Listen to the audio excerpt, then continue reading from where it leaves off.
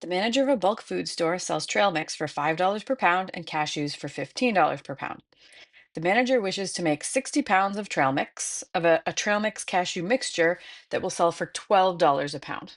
So, how many pounds of each should be used?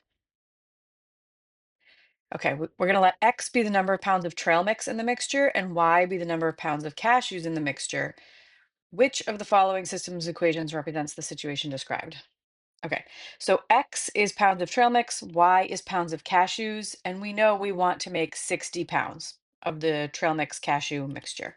So X plus Y should be 60. All right, so that means I can eliminate option C. Okay, now my other equation is going to come from the prices. Okay, so um, the trail mix is $5 per pound, so we're going to do 5 times X because X is pounds of trail mix. And cashews is $15 per pound. So we're going to do 15 times Y pounds of cashews. Okay.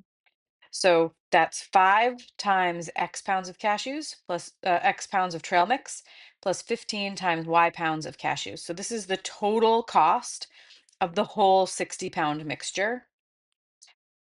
So I need to make that equal to $12 a pound times 60 pounds. And 12 times 60 is 720. So that looks like option A.